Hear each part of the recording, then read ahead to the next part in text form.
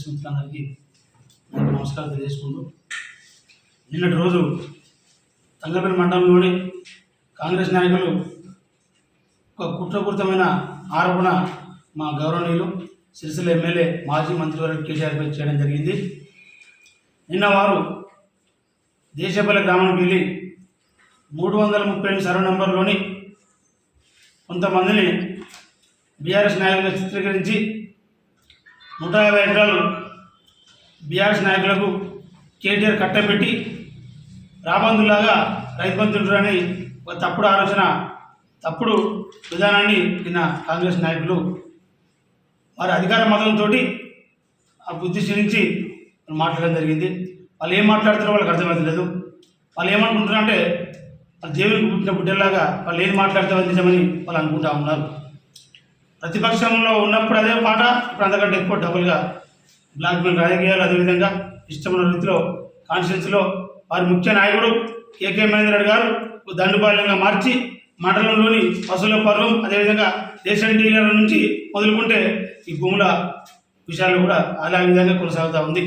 ఈయన రాజు, నేనే మంత్రి, అంతకంటే ఎక్కువగా మహేందర్ రెడ్డి గారు ఎవరైతే కేటీఆర్ గారికి ఓట్లు వేయించారో, గట్టిగా తిరిగి పనిచేసారో బీఆర్ఎస్ నాయకులపై ఆయన కక్ష రూపకంగా చేయడం జరిగింది. ఎందుకంటే అతను పోటీ చేసే 4 సార్లు ఓడిపోయిన నాయకుడే. ఎన్నిసార్లు చీకొట్టినా ఆయన కొంచెం ఆయనకు ఆలోచన ఏంటంటే మొన్నటి సార్లు కూడా ఎంతోమంది అతను ఓట్లు వేయించి నమ్మించి అయినా కానీ మళ్ళా పోటీ చేయాలి, ఇక్కడ గెలవ, ఇక్కడ ఉండా. కానీ ఒకటి చేస్తా, బీఆర్ఎస్ నాయకులు ఎవరైతే కేటీఆర్ గారికి అందరూ అండదండగా ఉన్నారో, ఎవరైతే ప్రజలు గట్టిగా ఉన్నారో వారు ఎమ్మడి పడతా వాళ్ళు జైల్లో పంపుతారు కంకణం కట్టుకున్నారు. అందరూ ప్రజలంతా గమనిస్తూ ఉన్నారు. నిన్నటి రోజు అసలు ఎంత ఘోరంగా మాట్లాడారంటే కేటీఆర్ గారు తెలిసిన వాళ్ళు నిన్న సభలు అక్కడ ఉన్న ప్రెస్ మీట్లో మా నాయకులతోటి, మా కేటీఆర్ గారితో పనిచేసుకున్న వాళ్ళు, లబ్ధి పొందిన వాళ్ళు కూడా కేటీఆర్ గురించి మాట్లాడితే వాళ్ళు ఏదో అనుకోండి నేత్రాలను పొందుతూ ఉన్నారు. మీరు చెప్పచ్చు కదా, కేటీఆర్ గారితో పనిచేసుకున్న వాళ్ళు వారి ఎంబడి ఉన్న మీరు ఈరోజు ఇష్టమైన రీతిలో ఆరోపణ చేస్తూ ఉన్నారు. రానున్న రోజుల్లో మీకు ఏం కేటీఆర్ గారు చేసినా బయటపెడతాం. మీరు ఇట్లే బ్లాక్మెయిల్ రాజకీయాలు చేస్తే ముఖం. నిన్నటి రోజు జరిగిన సంఘటన దేశపల్లిలో కేటీఆర్ గారు ఇచ్చిన భూములే బీఆర్ఎస్ నాయకులను చెప్పారు. ఏదో కొంతమంది మా దళిత నాయకులను తీసుకుపోయి అక్కడ ఒక ప్రొపగండా తయారు చేసి వాళ్ళకి ఏం తెలియదు అక్కడ జరిగిన విషయం ఏంటంటే అసలు విషయం చెప్తా ఉంటే అక్కడ 1982లో టీడీపీ ప్రభుత్వం, కాంగ్రెస్ ప్రభుత్వంలో కొంతమంది 39 నుంచి 40 మందికి పద్మశాలి బిడ్డలకు అక్కడ అప్పుడున్న ప్రభుత్వం 82లో టీడీపీ ప్రభుత్వం కావచ్చు, కాంగ్రెస్ ప్రభుత్వం కావచ్చు పట్టాలు ఇచ్చారు. ఈ పాలనతో సహా ఆధారంగా ఉన్నాయి. ఇగో ఇవి 2001 నుంచి 2015 వరకు. అప్పుడు మా ప్రభుత్వం లేదు, అప్పుడు మా ఎమ్మెల్యే గారు లేదు. 2004లో అగండాలు పాలి వారికి ఇచ్చిన ప్రొసీడింగ్ 2002 అప్పుడు ఎంఆర్ఓ ఉన్నారు, బాబురెడ్డి అనే విఆర్ఓ ఉన్నాడు. అక్కడ ఉన్న గ్రామంలోని అందరూ కాంగ్రెస్ నాయకులు చెప్తా ఉన్నారు, బీజేపీ నాయకులు చెప్తాను దేశపాలలో కేటీఆర్ సంబంధం లేదు. అప్పుడు భూములు వచ్చినప్పుడు కేటీఆర్ లేడు, కావాలని కేటీఆర్ బాధ చేస్తా ఉన్నా అక్కడ గ్రామస్తులు చెప్తా ఉన్నారు. మీకు ఒకటి హెచ్చరిస్తా ఉన్నాం, కాంగ్రెస్ నాయకులారా, నిజంగా దమ్ముతో ఎరబడి మొగలు అయితే రేపు దేశపాలలో గ్రామ సభ పెడతాం, 10:30 పెడతాం. కానీ ఒకవేళ ఈ కేటీఆర్ గారు చేసిన మీరు నిరూపిస్తే మేము ఇక్కడ నాయకులతో ముఖ్యాలను రాస్తాం. మీరేం చేస్తారని హెచ్చరిస్తా ఉన్నాం. మీకు మీ నాయకుడు ఉన్నాడుగా పెద్ద అజ్ఞాని, జ్ఞానం ఎక్కువ అని మురిసి అజ్ఞానం ఉన్నాడుగా మేము మహేందర్ రెడ్డి గారు, ఆయనే రమ్మను వచ్చి అక్కడ చేయమను. కేటీఆర్ గారి 1980లో కేటీఆర్ గారు ఉన్నారా గమనించిన మీడియా మిత్రులు కూడా చెప్తా ఉన్నా, ఎప్పుడైనా మీకు ఇచ్చిన పాలన చూసుకోవచ్చు. ఎందుకంటే కేటీఆర్ ఉన్నారా, 2000 కూడా కేటీఆర్ ఉన్నారా. అప్పుడు చేసిన పాపాలు మా మామయ్య కేటీఆర్ మీద రుద్దడం అనేది చాలా సిగ్గుచేడు. అసలు మీకు సిగ్గు ఉందని అడుగుతా ఉన్నా. ఎందుకంటే మేము మాట్లాడే పరిస్థితి ఉంది. మీరు తప్పులు చేసుకుంటూ మీకు మూలకైతే ఒక న్యాయం, కాకుండా ఒక న్యాయం. సిరిసిల్లలో బీఆర్ఎస్ నాయకులకు ల్యాండ్ ఉన్నాయో కబ్జా చేసినట్టు ఆరోపిస్తూ ఉన్నారు. కాంగ్రెస్ నాయకులు లేవా? సిరిసిల్లలో ఎంఆర్ఓ పక్కన కని చూపు మెరుగులో కనబడతా ఉన్నది. బఫర్ జోన్లో మీ పట్టణ నాయకుడు, కాంగ్రెస్ నాయకుడు కబ్జా చేసిండు, ఐస్కూల్ కట్టిండు. అది కనబడతలేదు కాంగ్రెస్ నాయకులకు. ఏమున్నా టీఆర్ఎస్ నాయకులు గట్టిగా మాట్లాడితే ఎవరెవరు రోడ్డు మీద తిరుగుతారో వాళ్ళకి ఆరోపణ చేయాలి, నేత్రాన్ని ఉండాలి, లేకుండా వాళ్ళు బస్సులో పరువు నడుస్తూ ఉన్నది. మీరు అనుకుంటారు ఏమో బయట జనాలకు ఏమో ప్రజలంతా వాళ్ళు ఏం చెప్తారు నమ్ముతారు అనుకుంటారు. అట్లా నమ్మే పరిస్థితి లేదు. ఈ దేశపల్లి సంఘటనపై కేటీఆర్ గారికి ఎలాంటి సంబంధం లేదు, మా దగ్గర ఆధారం ఉంది. మీరు నిజంగా మొదలు అయితే రేపు గ్రామసభ పెడదాం, మాట్లాడదాం. మీరు ఇచ్చిన నాయకులు మీ కాంగ్రెస్ ప్రభుత్వం ఉన్న నాయకులు కదా అప్పుడు. అదేవిధంగా సంగీత శ్రీరణ గారు మాకంటే ఆయన కంటే గౌరవం ఉన్నది. ఆయన కూడా మండలంలో ఇచ్చారు. మీరు అన్నారు కదా సిరిసిల్లలోకి ఇచ్చారని చెప్పి మాట్లాడుతున్నారు. ఆయన సిరిసిల్ల వాసే, ఆయన ఎప్పుడు ఓలోపుర ల్యాండ్ ఇచ్చారు. ఎప్పుడు ఇచ్చారంటే గతంలో వైఎస్ఆర్సీపీ ఉన్నప్పుడు ఇచ్చి వైఎస్ఆర్ రాజశేఖర్ ఉన్నప్పుడు ఇచ్చారు, మొన్న మోగాసం పెట్టింది. అంటే ఆయనకు ఒక న్యాయం, ఈయనకు ఒక న్యాయమా? ఈయన కూడా 10 నిమిషాలకి ఇచ్చారు కదా, ఆడ 10 నిమిషాలు బీసీలే కదా. అది పక్కన పెట్టి బీఆర్ఎస్ నాయకులు లేకున్నా కానీ బయట ప్రచారం చేయాలి, బీఆర్ఎస్ నాయకులకు ఏదో చెడుగా ప్రచారం చేయాలి, కేటీఆర్ గారిని ఆయన బురద వెళ్ళాలి, నేత్రాలను పొందాలని మీరు కలలుగంటా ఉన్నారు. కళలు బయటపడే రోజులు ఉన్నాయి. మీరు మీరు మీ గుండె మీద చేసుకొని చెప్పాలి కేటీఆర్ గారు ఏం చేశారు సిరిసిల్ల కానీ. మీరేం చేస్తారో అందరు చూస్తూ ఉన్నారు. కేకే మహేందర్ రెడ్డి గారు నిజంగా మన అన్నగా సిరిసిల్ల ప్రెస్ క్లబ్లో ఏమన్నారు, కాంగ్రెస్ నాయకుల లిస్టు కూడా మాకు ఇస్తే మేము బయట పెడతామని. టీఆర్ఎస్ నాయకులు ఎవరు లిస్ట్ చేయకుండా బయట పెడుతున్నాం కదా, ఇప్పుడు అట్లే బయట పెట్టు. అధికార యంత్రాంగం ఏమంటున్నది, కలెక్టర్ గారికి ఏదో లేనిపోని చెప్తా ఉన్నావు, అతను మభ్య పెడతా ఉన్నావు. గౌరవం కలెక్టర్ గారు మాకు గౌరవం ఉన్నది. ఆయన సైడ్ ట్రాక్ చేసి ఇష్టం వచ్చిన రీతిలో టీఆర్ఎస్ కండలో ఎవరు కప్పుకుంటే వాళ్ళని జైలు పంపుతా ఉన్నావు, నేత్రదానం పొందుతా ఉన్నావు. ఇలా కేసులు కాగానే ఏం కాదు, కేసులు అయితే 2-3 కేసుల తర్వాత నువ్వు చేసేది మీకు ఏమీ లేదా ఒప్పుకుంటామా? రానున్న రోజుల్లో మేము చూస్తాం, కోర్టులేమో చట్టాలు ఉన్నాయి. సరే మా నాయకులను అరెస్ట్ చేసిరు, తప్పుడు ఆరోపణ చేయాలని దాన్ని అనుకున్న ఎంఆర్ఓలను ఆర్టీఓలను అంశాలను పెట్టి తిప్పుతా ఉన్నారు. సిరిసిల్ల మరి సిద్దిపేట ఆర్టీఓ ఉన్నారు, డిఆర్ఓ ఉన్నారు, కర్నూలు వాళ్ళని అరెస్ట్ చేస్తున్నారు. మీ ఉద్దేశం ఏంటంటే బీఆర్ఎస్ నాయకులను అరెస్ట్ చేయాలి, కేటీఆర్ అంశాలని అరెస్ట్ చేయాలి, రాష్ట్రమంతా దోషులుగా చూపెట్టాలి. మా ప్రభుత్వంపై ఇట్లా చేసిందని తప్పుడు ఆరోపణ చేయడం తప్పితే మీకేం లేదు. మీరు నిజంగా కలెక్టర్ గారు కొడుతూ ఉన్నాం, మా నాయకులపై కేసులు చేస్తామన్నారుగా. దీనికి సంబంధించిన ఒక ఎంఆర్ఓ గారు, ఆర్టీఓలు వాళ్ళందరినీ ఎందుకు అరెస్ట్ చేయడం లేదు? మీరు ఎందుకు చేస్తూ ఉన్నారు? కాంగ్రెస్ నాయకులు చేస్తూ ఉన్నారు. కాంగ్రెస్ నాయకులు చిట్టా కూడా మా దగ్గర ఉన్నది. మహేందర్ రెడ్డి గారు మేము చూస్తూ ఉన్నాం, మేము వట్టిగా చూస్తున్నాం. ఎందుకు చూస్తున్నామంటే మీరు ఏం చేస్తారో చూస్తున్నాం. కాంగ్రెస్ నాయకుల లిస్టు మాకు అవసరం మా మీద లేదా? ఇప్పుడు ఎవరైనా అమ్మినోడు కొన్నోడు కాంప్లైంట్ చేస్తే మీరు చేయాలి. డైరెక్ట్గా కలెక్టర్ గారే దరఖాస్తు ఇచ్చి పలానాను కాపీ వస్తుంది, ఎఫ్ఐఆర్ కాపీ వస్తుంది, 8 నెలలు లోపడేస్తారు, అయిపోతుంది. అదేవిధంగా మీ కాంగ్రెస్ నాయకులు ఉన్నాయి చూడు, ఇంకో వారం 10 రోజులు చూస్తే మేము కూడా బయట పెడతాం అంటే మీరు ములాఖాత్ అయితే మా నాయకులు. దీనిలో కేటీఆర్ గారి పాత్ర ఉందని వారు ఒక పదే విమర్శ చేస్తున్నారు. ఇది బట్టగాల్చి మీదేసే చర్య తప్పించి ఇందులో కేసీఆర్ కానీ కేటీఆర్ కానీ ఎటువంటి ప్రమేయం లేదని మేము చెబుతున్నాం.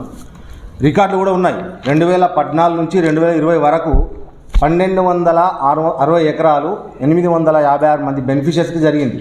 కేటీఆర్ వచ్చిన తర్వాత అసైన్డ్ కమిటీ ద్వారా 2014 నుంచి 20 వరకు 200 ఎకరాలు 146 మందికి వంచినాం. అంటే ఇంకా 850 ఎకరాలు కాంగ్రెస్ ప్రభుత్వ హయాంలో జరిగింది. అంటే ఈ మీరు చేసిన పంపిణీ కూడా ఇది కాంగ్రెస్ నాయకులు మింగిర్రా? మీరు తిన్నారా? ప్రజలకు మీరు ఇచ్చింది తిన్నారా? ఏంది వాళ్ళందరికీ ఇచ్చే భూములను మీరు తిన్నారా? గుంజుకున్నారు వాళ్ళ దగ్గర నుంచి, ప్రభుత్వం నుంచి వాళ్ళందరూ మీ కాంగ్రెస్ నాయకులు మీరు వంచిన భూమిని మరి గుంజుకున్నట్టేనా? మీరు నిజాలు తెలుసుకొని ఆరోపణ చేయాలి.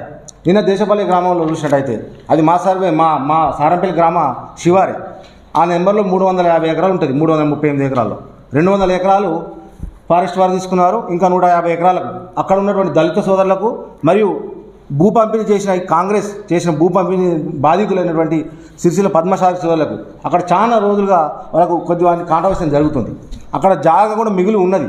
ఒకవేళ వీళ్ళకి చిత్తశుద్ధి ఉంటే సమన్వయం చేసి రెవెన్యూ శాఖను సమన్వయం చేసి వాళ్ళని సమన్వయం చేసి దళితులకు మన దేశపల్లి దళిత సోదరులకు సిరిసిల్ల పద్మశాలి సోదరులకు భూమి పంపిణీ సక్రమంగా చేయండి.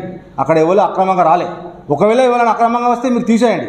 కానీ అటువంటి పట్టాల్లో కానీ దేని విషయంలో కానీ కేటీఆర్కి ఎటువంటి సంబంధం లేదు. అది మీరు చేసినటువంటి పంపిణీ అది. కానీ అటు విషయంలో ఎటువంటి సంబంధం లేదు. దేశపల్లి చరిత్ర చూసినట్టయితే సారంపల్లి దేశపల్లి చరిత్రలో చూస్తే కేసీఆర్ గారు మంత్రి ఎంపీ ఉన్నప్పుడు ఆ గ్రామానికి తార్ రోడ్ వేసిన చరిత్ర కేసీఆర్ గారిది. కేటీఆర్ గారు వచ్చిన తర్వాత ఆ గ్రామాన్ని సమ్మిళిత అభివృద్ధి చేసిన చరిత్ర కేటీఆర్ గారిది. కేసీఆర్ది దేశపల్లి విషయంలో అభివృద్ధి చేసిన చరిత్ర కానీ ఎక్కడ ద్రోహం చేసిన చరిత్ర కాదు. మీరు తెలుసుకొని మాట్లాడిందిగా మేము కోరుతున్నాం.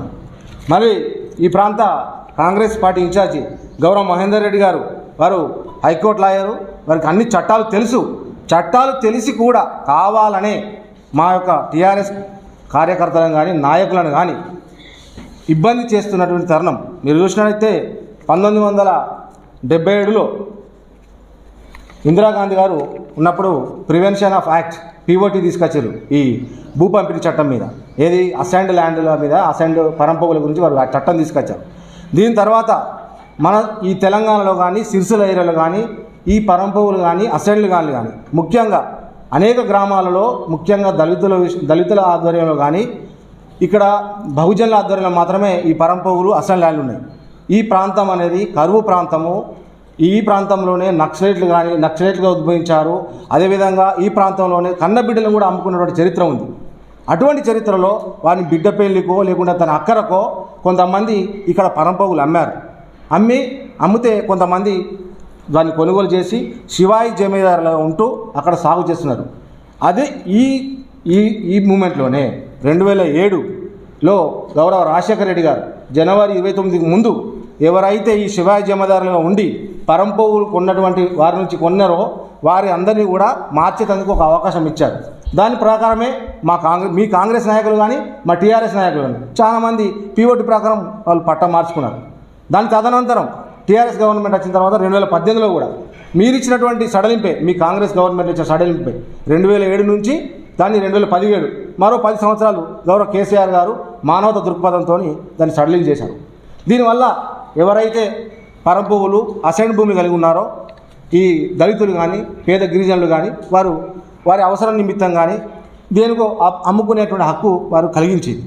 మీరు పీఓటీ ద్వారా కొన్న మా టీఆర్ఎస్ నాయకులందరినీ కావాలని ఒక చట్ట ప్రకారంగా వచ్చిన వాళ్ళని కూడా మీరు వాళ్ళ చట్టాలను ఆశ్రయించేందుకు అవకాశం ఇవ్వకుండా ఇక్కడ ఉన్నటువంటి ప్రభుత్వ వ్యవస్థను ఊహించుకుంటూ పోలీసు వ్యవస్థను ఊహించుకుంటూ వాళ్ళని అరెస్టు చేసి డైరెక్ట్ వారిని మీరు జైలుకు పంపించే విధానం తెలియజేస్తున్నారు. మహేందర్ రెడ్డి గారు వారు ప్రభుత్వ లాయరు, ఆయన హైకోర్టు లాయరు. వారు ఇక్కడ కార్యకర్తలను ఇబ్బంది పెట్టాలనే ఆలోచన మాత్రం చేస్తున్నారు. కానీ ఇది కక్ష సాధింపు రాజకీయంగా మేము చూస్తున్నాము. రాబోయే రోజుల్లో నిజానిజాలు కూడా ప్రజలందరూ గమనిస్తున్నారు. మీరు చేసిన కక్ష రాజకీయాలు కూడా గమనిస్తున్నారు. రాబోయే రోజుల్లో మీరు చేసిన దానికి ప్రజలందరూ చూస్తారు. నిజము నిలకడ మీద వస్తుంది. టీఆర్ఎస్ అని ఎప్పుడు పేద ప్రజల కోసం పనిచేసింది. ఇది మీరు చేసేది అన్ని రాజకీయ కక్షపూరితమే తప్పించి ఏది లేదని మేము తెలియజేస్తున్నాము. ఇటువంటి రాజకీయాలు మాని కేకే మహేందర్ రెడ్డి గారు పదే అంటున్నారు, నేను ఈ ప్రాంత బిడ్డను, నేను ఈ ప్రాంత బిడ్డను అంటున్నారు. కేటీఆర్ గారు కొన్ని వందల వేల కోట్లతోని ఇక్కడ అభివృద్ధి చేశారు. మీరు ఈ ప్రాంతం మీద మీకు ప్రేమ ఉంటే అభివృద్ధి రాజకీయాలు చేయండి, కక్ష రాజకీయాలు మానండి అని మేము హెచ్చరిస్తున్నాము. రాబోయే రోజుల్లో మీరు ఇదే విధంగా చేస్తుంటే మిమ్మల్ని ఈ ప్రభుత్వ యంత్రాంగాన్ని ప్రతి ఒక్కరిని కూడా హైకోర్టులో సుప్రీంకోర్టులో చుట్టూ తింపి మేము న్యాయ పోరాటం చేస్తామని హెచ్చరిస్తున్నాము. ఇప్పటికైనా కక్ష రాజకీయాలు మారాలని మేము హెచ్చరిస్తున్నాము.